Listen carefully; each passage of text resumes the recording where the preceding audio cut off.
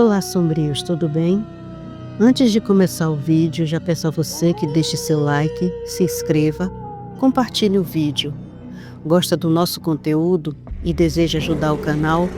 Clica no botão de valeu e contribua com o que seu coração desejar ou seja membro. Faça parte do clube de canais, acesse o link na descrição do vídeo e veja qual categoria é mais confortável para você e faça sua inscrição. Também não esqueçam de hypar o vídeo, porque isso ajuda no engajamento. Eu estarei deixando o Pix na descrição do vídeo e peço a todos que dão valeu que troquem pelo Pix. Não importa o valor, vai estar me ajudando muito, mas estejam à vontade para ajudar como quiserem. Desde já, eu agradeço. Virgílio saiu da UTI e do centro cirúrgico em seguida. Precisava respirar, deixar o corpo desacelerar.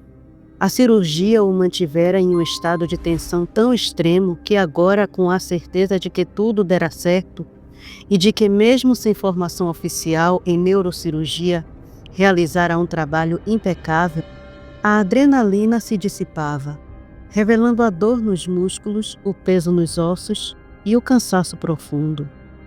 Deixou Augusto ainda absorto nos monitores, fazendo anotações meticulosas, e subiu as escadas. Quando a porta lateral que ligava o corredor da sala de jantar à cozinha se abriu, Luzia estava ali, recostada na parede de frente para a saída. Virgílio a encarou e percebeu imediatamente o brilho diferente em seus olhos, um misto intenso de amor, admiração e orgulho. Ele sorriu e a abraçou com força, enterrando o rosto em seus cabelos, permitindo-se finalmente relaxar. A voz saiu embargada. "Eu consegui fazer", murmurou. "Eu não acabei matando o paciente." Luzia deu-lhe um tapa leve no peito, sorrindo entre lágrimas. "Eu sabia que conseguiria", respondeu. "Você ainda é um médico brilhante por quem me apaixonei." Virgílio se afastou apenas o suficiente para segurar o queixo dela, fitando aqueles olhos molhados. Acariciou-lhe o rosto com o polegar e falou com uma honestidade crua e contida por anos. "Eu nunca agradeci. Nunca te disse o quanto sou grato por você ter me escolhido, por ter ficado ao meu lado nos piores momentos, por deixar uma vida de princesa para se tornar esposa de uma fera que muitas vezes colocou sua própria vida em risco." "Eu não te mereço, Luzia", continuou ele, com a voz falhando. "Mas você ficou, me deu seu amor, sua vida, nosso filho. Eu te amo.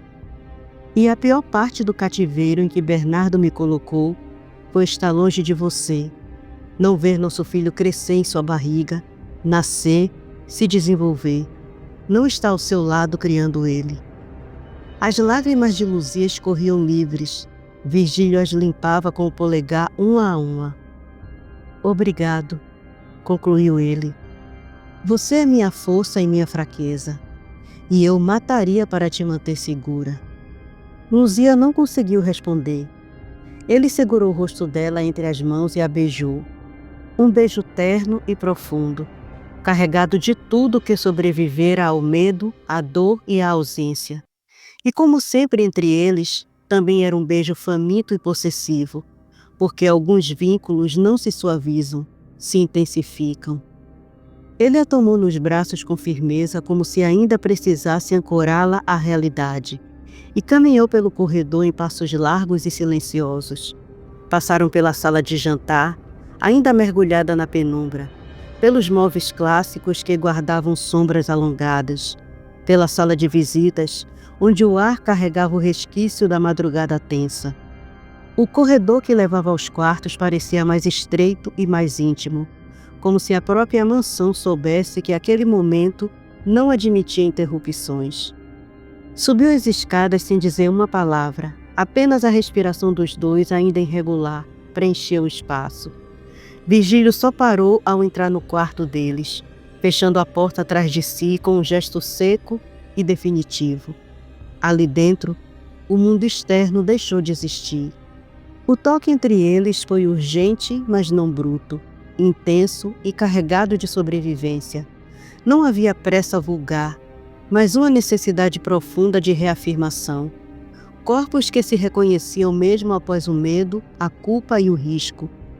O quarto foi tomado por murmúrios baixos, respirações quentes e mãos que buscavam mais do que pele. Buscavam certeza, pertencimento e vida. Quando finalmente se aquietaram, ainda entrelaçados, o silêncio era denso e seguro. Do lado de fora, o lusco-fusco começava a se desfazer, e a primeira luz do amanhecer insinuava-se pelas frestas da mansão Bonerges, dissolvendo lentamente a noite que quase os consumira. Mais tarde, a casa despertava. Martins levantou-se e encontrou Juliana e Rafaela na cozinha ampla, já iluminada pela luz suave da manhã. O cheiro do café recém-passado misturava-se ao de pão aquecido e ervas frescas. Havia um cansaço silencioso no ar, daqueles que não se dissipam com uma noite mal dormida. Ele foi até Rafaela e lhe deu um beijo de bom dia, demorado, quase protetor. Cumprimentou Juliana com um aceno afetuoso e sentou-se à mesa de madeira maciça. Rafaela acomodou-se ao seu lado. Martins observou-lhe o rosto com atenção. As olheiras marcadas, a pele opaca, o olhar distante. Segurou-lhe a mão com cuidado. Vejo que não dormiu nem um pouco. Rafaela suspirou, os ombros cedendo. Antes que respondesse, Juliana falou enquanto servia o café para Martins. Ela não dormiu nada. Ficou andando no quarto de um lado para o outro. Falei para descansar, mas não adiantou. Já estava de pé quando eu levantei. Rafaela levou a xícara aos lábios, mas não bebeu. Olhou para Martins e disse com a voz baixa, carregada de apreensão: Eu não conseguia parar de pensar no seu Franco, na cirurgia dele. Quando você apertou minha mão, ao ver o que o Dr. Augusto mostrou sobre o cérebro dele, eu senti que era algo muito sério. Fiquei rezando para tudo dar certo. Martins tomou um gole de café antes de responder, como se organizasse as palavras. Sabe quando você cuida do jardim? Começou com calma. E precisa arrancar as folhas que já estão sem vida? Rafaela sentiu lentamente. Partes do cérebro dele estavam assim, como as folhas mortas. Isso estava afetando a memória, a visão. E se não fosse o gênio do Vigílio, em pouco tempo o Franco estaria demente. Precisaria de um cuidador para tudo. Comer, se vestir, tomar banho, até que um dia simplesmente deixaria esta vida. Rafaela empalideceu e Juliana regalou os olhos incrédula. O estado dele era grave, continuou Martins, e nem ele sabia disso até ver as imagens que o Augusto mostrou. O seu Franco sempre me pareceu tão inteligente, Juliana comentou, ainda chocada, servindo-se de café. Nunca imaginei que tivesse uma doença tão séria assim. Pelo que o Augusto explicou, é uma doença silenciosa, completou Martins. Vai destruindo o cérebro aos poucos, sem dar sinais claros no início. O silêncio se instalou na cozinha, pesado, interrompido apenas pelo som distante de passos na casa. Foi Martins quem o quebrou. Sabe se já terminaram? Juliana recostou-se na cadeira, visivelmente exausta. Não sei exatamente a que horas terminou. Eu e a Luzia ficamos aqui preparando um caldo nutritivo que o Dr. Augusto pediu. Ela puxou do bolso do avental um papel dobrado e o entregou a Martins. Por volta das 3 da manhã, ele veio buscar. Depois, quase às 4, o Vigílio pediu que levássemos os bifes de fígado mal passados. Imagino que o seu Franco tenha acordado nessa hora e, pelo visto, faminto. Martins leu rapidamente a receita, reconhecendo ali uma bomba proteica, quase agressiva. Devolveu o papel para Juliana, terminou o café e se levantou. Beijou a mão de Rafaela com delicadeza. Vou ver como ele está. E você, Juliana, trate de descansar, acrescentou firme, mas gentil. Vou pedir para o Edmar buscar comida no restaurante. Você está exausta. E você também, meu amor. Ele beijou a testa de Rafaela e seguiu para o corredor. Parou diante da porta lateral, abrindo-a e entrou.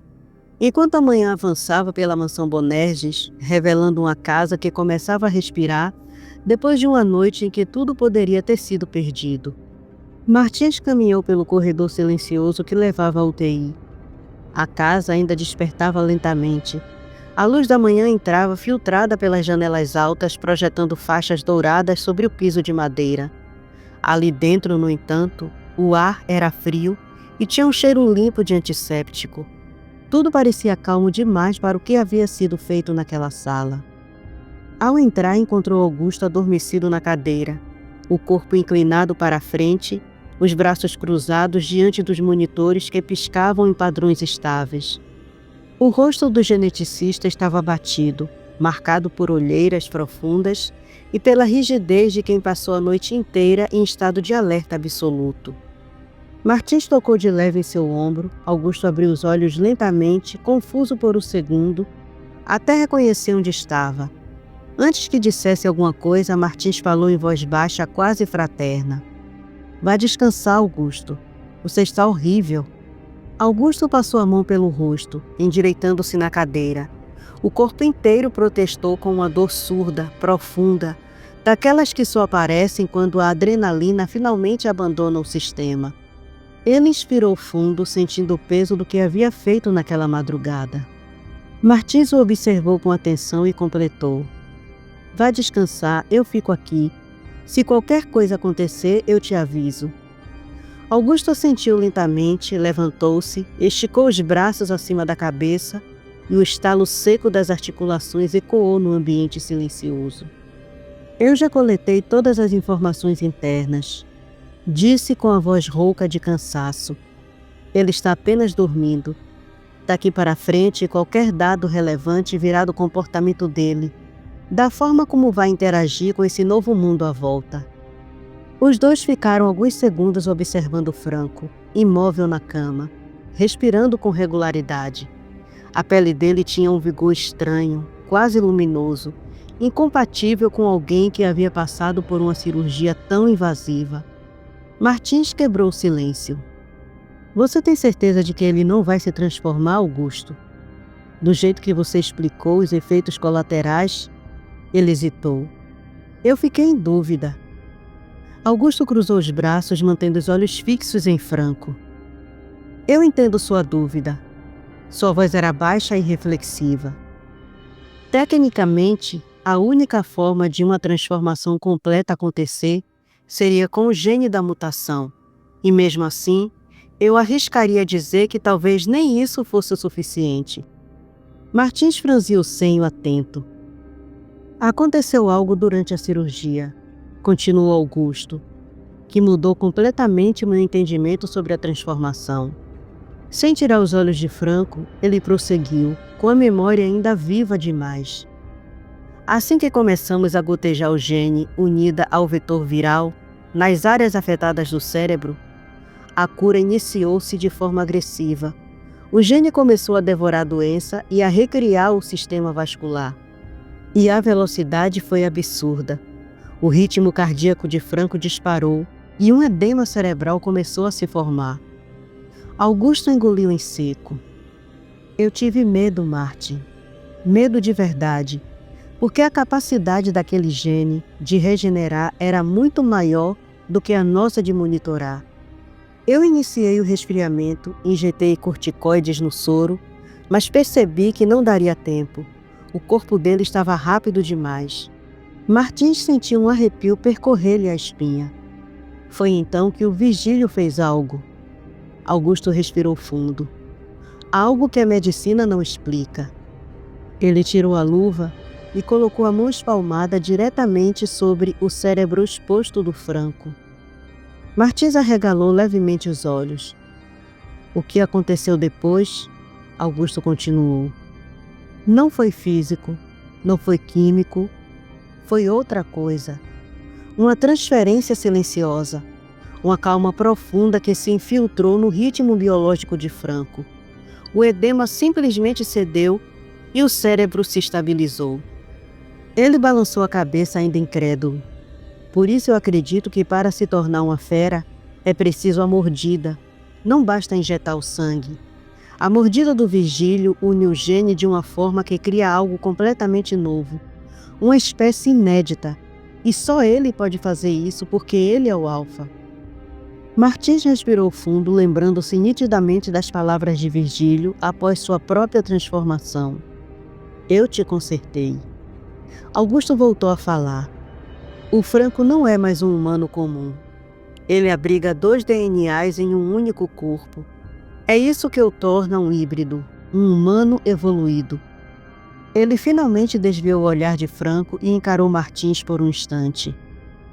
A humanidade não está pronta para esse gene, Martin. E o Franco? A voz dele baixou ainda mais. É o nosso segredo sujo, porque quebramos todas as regras, toda a ética para criá-lo. Augusto deu um leve tapa no ombro de Martins, bocejando, já se afastando em direção às escadas. Se acontecer qualquer coisa, me chama ou chama o Virgílio. Quando ficou sozinho, Martins entrou de vez no quarto. Sentou-se na mesma cadeira onde Virgílio estivera horas antes. Cruzou os braços, mantendo os olhos atentos ao homem deitado à sua frente. Ali ficou em silêncio, aguardando o momento em que Franco despertaria novamente. Não mais como um doente, mas como algo que o mundo jamais deveria conhecer. Assim que abriu a porta, Augusto foi recebido pelo aroma reconfortante de café fresco, forte e encorpado, que se espalhava pela cozinha ampla da mansão Bonerges. A luz da manhã entrava generosa pelas janelas voltadas para o jardim, refletindo nos azulejos claros e aquecendo o ambiente com um tom dourado e quase doméstico. Um contraste irônico com a noite antinatural que ele acabara de atravessar. Ele seguiu o cheiro até a mesa onde Juliana, Edmar, Honorato, Luciano e Rafaela estavam sentados. Havia um murmúrio baixo de conversas, o tilintar suave de xícaras e talheres. E aquela tensão invisível que pairava no ar quando todos sabem que algo irreversível já aconteceu. Augusto se juntou a eles em silêncio. Serviu-se de café e deu o primeiro gole sentindo o calor descer pela garganta como um bálsamo tardio. Luciano foi o primeiro a quebrar o clima. Inclinou-se sobre a mesa, os olhos brilhando de curiosidade irreverente. E então, Dr. Frankenstein? Correu tudo bem com a cirurgia? Augusto ergueu a sobrancelha, esboçou meio sorriso cansado e respondeu em tom deliberadamente teatral. Foi mais ou menos assim. Está vivo, está vivo! Fez uma pausa dramática, tomou outro gole de café e completou. Em nome de Deus, agora eu sei como é sentir-se como Deus. Luciano caiu na gargalhada rindo alto, quase engasgando, até precisar apoiar a mão na mesa para se recompor. Seria apropriado, disse ainda rindo, o famoso grito de triunfo do Dr. Frankenstein. Isso quer dizer que a cirurgia foi um sucesso. Eu sabia que seria. 2 mentes brilhantes juntas, nada poderia dar errado. Honorato, que acompanhava a conversa com curiosidade sincera, franziu o senho e perguntou. Por que você o chama assim, Luciano? É um elogio ou uma crítica? Luciano virou-se para ele, adotando um tom didático, quase professoral. Eu li um livro em que um médico traz um homem morto de volta à vida, usando ciência e a força da natureza. No caso, relâmpagos durante uma tempestade. A obsessão do médico era muito parecida com a do doutor aqui, com genes, sangue e possibilidades. Ambos tiveram sucessos nos experimentos. A diferença é que no livro, o ressuscitado vira um problema. O que claramente não é o caso do nosso Dr. Frankenstein. Edmar terminou o café, pousou a xícara no pires com firmeza e comentou, sem perder a expressão impassível. Parece uma história assustadora, embora, sinceramente, o mais assustador de tudo seja saber que você leu um livro. A mesa explodiu em risos. Até Augusto deixou escapar um sorriso mais aberto. Ele se levantou, mas antes de sair, contornou a mesa e segurou com cuidado a mão de Rafaela. O toque era firme, tranquilizador, quase paternal. Tente descansar, querida, disse em tom baixo e seguro. Tome um chá, um remédio, o que for preciso. Você precisa dormir. Esta noite será a sua cirurgia e você precisa estar descansada. Rafaela sentiu um calafrio percorrer-lhe o corpo. O coração disparou de forma involuntária, denunciando o medo que ela tentava controlar. Luciano percebeu imediatamente. Assim que Augusto saiu da cozinha, ele se inclinou em direção a ela e disse com um sorriso largo, quase provocador: Rafaela, não fique nervosa. Você não vai ver nada. Eles vão te colocar para dormir. E quando acordar, você vai estar vendo tudo. Para você vai ser como fechar e abrir os olhos. Só que vai fechá-los no escuro e abri-los para a luz. Ele fez uma pausa dramática e concluiu piscando. Pense que vai ver o Martins pela primeira vez e descobrir que ele é um ogro de feio. Todos riram novamente e Rafaela, ainda tensa, acabou sorrindo. Juliana recolheu as xícaras vazias e, enquanto se dirigia à pia, balançou a cabeça em falsa reprovação. Você é impossível, Luciano. A manhã avançava tranquila demais para um dia que ainda guardava uma nova ruptura na ordem natural. Mais tarde naquela manhã, a mansão Bonerges voltou a ser atravessada por assuntos que pertenciam ao mundo exterior, aquele que ainda obedecia às leis, prazos e protocolos. O advogado de Martins, o Dr. Cândido, chegou pouco depois das 10. Trazia consigo 2 intimações formais, destinadas a Martins e a Honorato, garantindo a presença de ambos no julgamento que ocorreria na semana seguinte. O tom era protocolar, mas o peso do papel era real. O edital de pauta já havia sido publicado no Diário Eletrônico do Tribunal. A data, o horário e o plenário estavam agora oficialmente expostos, alimentando a curiosidade do público e a fome da imprensa. O caso deixara de ser apenas um processo e tornara-se um espetáculo. Na mansão Alcântara, Moreira, o advogado de Bernardo, não fazia qualquer esforço para esconder a satisfação. Havia 5 milhões de razões depositadas em uma conta invisível para o resto do mundo. Quando se lembrou da intimação, estendeu o documento para Bernardo, que o recebeu com um sorriso enviesado e um brilho perigoso nos olhos. Ele leu rapidamente com desdém calculado e comentou: Com toda certeza eu estarei lá. Não vou fugir nem criar dificuldades. Fez uma pausa breve, quase casual, antes de acrescentar: E, Moreira, venha me buscar no dia. Assim posso lhe passar a arma ainda aqui em casa. Você me entrega depois do veredito, quando eu for condenado. Moreira engoliu em seco, mas assentiu. Saiu em silêncio, deixando Bernardo sozinho, degustando cada detalhe do plano como quem aprecia um vinho caro, lentamente, com prazer e absoluta convicção. Franco despertou perto da hora do almoço. Virgílio estava acordado havia horas. Movia-se com eficiência tranquila, quase clínica, e começou pelos exames de praxe. Aferiu a pressão arterial, agora surpreendentemente estável e forte. Mediu a frequência cardíaca, observando o ritmo poderoso e regular. Usou a lanterna clínica para avaliar a resposta pupilar. A contração foi imediata, perfeita, quase predatória. Verificou reflexos neurológicos, força muscular, coordenação motora fina. Pediu que Franco completasse o movimento dos dedos, que descrevesse cheiros simples e que identificasse sons distantes. Tudo estava não apenas preservado, mas amplificado. Por fim, entregou-lhe as roupas que Martins havia separado. Enquanto Franco se vestia no banheiro, Martins comentou com a voz carregada de expectativa contida: O Augusto disse que fará a cirurgia da Rafaela hoje à noite. Eu gostaria de estar presente. Virgílio ergueu a sobrancelha e respondeu com um riso baixo e contido: Ela vai estar sob efeito de anestesia, Martins. Ela vai dormir do início ao fim. Martins respirou fundo antes de responder: Eu sei, mas vou prometer a ela que estarei aqui, mesmo que ela não esteja consciente. Virgílio não conteve o sorriso e comentou com compreensão genuína: Entendo perfeitamente. Você quer que o seu rosto seja o primeiro que ela veja ao acordar.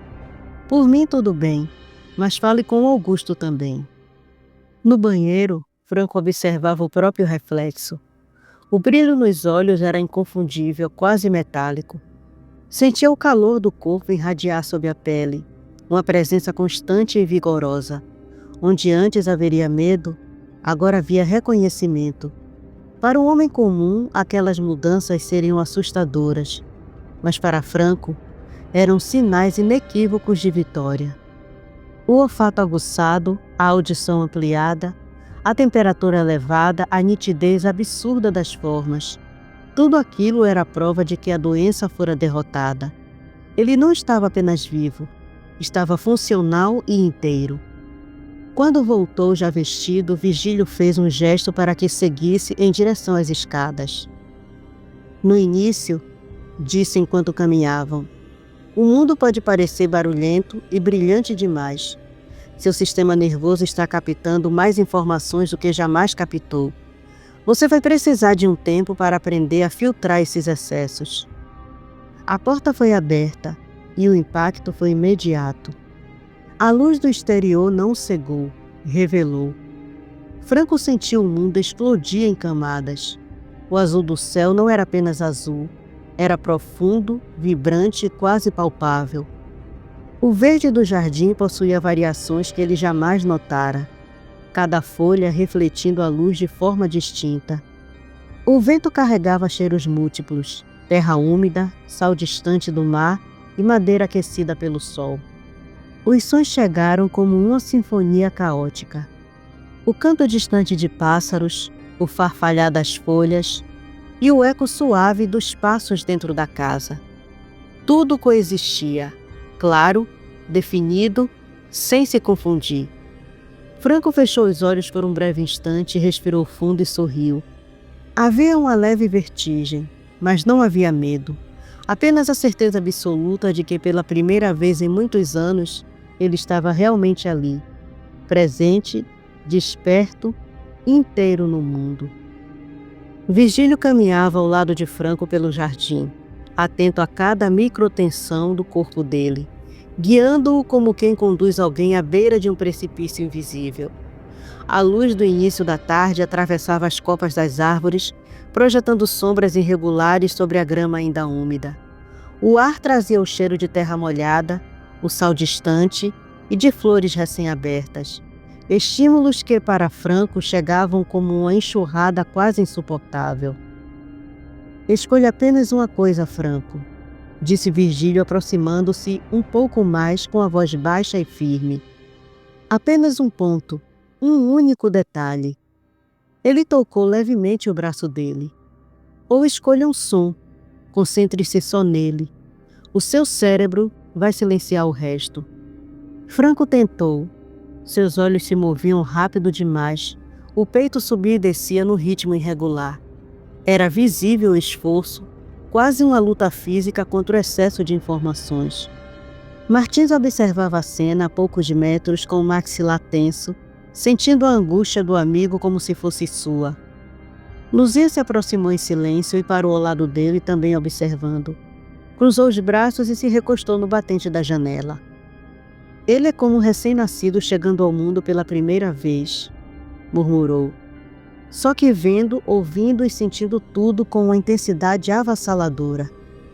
Ela fez uma pausa, o olhar perdido em algum ponto do passado.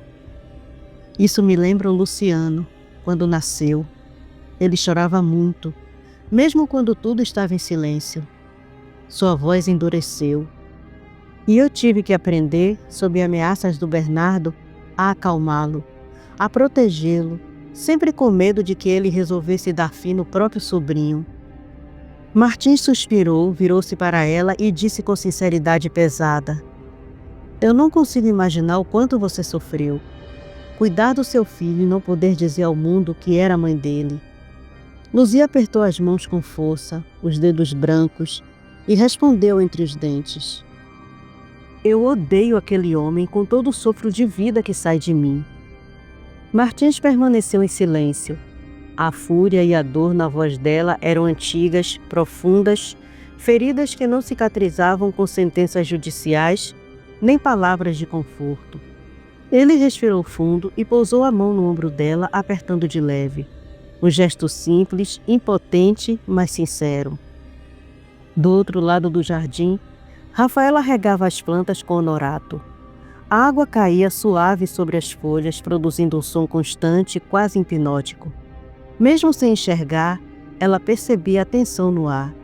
Ouvia a voz de Virgílio orientando Franco e notava o fracasso repetido em cada tentativa. Ela entregou a mangueira a Honorato e caminhou na direção deles. Rafaela avançava devagar, os pés descalços afundando na grama molhada, produzindo um som fresco e macio. Seus passos eram cuidadosos e precisos, como os de alguém que se aproxima de um animal assustado. Martins e Virgílio a notaram ao mesmo tempo e silenciaram instintivamente. Quando ela chegou perto, Franco percebeu sua presença antes mesmo de ouvi-la. Ele virou o rosto na direção dela e Rafaela estendeu a mão. Quando Franco a segurou, ela fechou os dedos ao redor da mão dele com firmeza tranquila. "Feche os olhos, seu Franco", disse com doçura. "Respire fundo. Respire comigo." Franco obedeceu. "Sinta o ar entrando e saindo", continuou ela. "Concentre-se só nisso." Depois de alguns segundos, sua voz voltou baixa e constante. "Você consegue ouvir meu coração? Concentre-se nas batidas. Ajuste a sua respiração até seu coração bater como o meu." Aos poucos, o caos começou a ceder. Franco percebeu com espanto que os sons ao redor se apagavam. Restavam apenas a respiração deles e o ritmo cardíaco firme e humano de Rafaela. Seu corpo começou a relaxar e o tremor diminuiu. Ela apertou um pouco mais a mão dele, transmitindo segurança. "Consegue ouvir o mar?" perguntou. "Eu escuto bem distante, mas sei que você ouve com mais clareza." Um leve sorriso surgiu em seus lábios. "O Martins me levou à praia uma vez. Eu não podia ver, mas ouvi. Nunca esqueci o som das ondas quebrando nas pedras. É um som que acalma a alma." Franco ouviu. Foi simples e natural. Ele deixou o som do mar ocupar tudo. As ondas vinham e iam ritmadas, constantes e antigas. Um soluço escapou de seu peito. As lágrimas quentes escorreram por suas bochechas. Ele apertou de leve a mão de Rafaela e murmurou com a voz embargada: "Obrigado." A poucos metros dali, Augusto, que havia acabado de se levantar, observava a cena ao lado de Martins. Seus olhos, geralmente frios e analíticos, estavam carregados de algo raro. "Ela é especial, Martin", disse em voz baixa. "E fico genuinamente feliz por você ter encontrado alguém tão especial quanto você, meu amigo." No jardim, banhado pela luz do início da tarde, entre o cheiro de terra molhada e o som distante do mar, Franco finalmente encontrou silêncio dentro de si.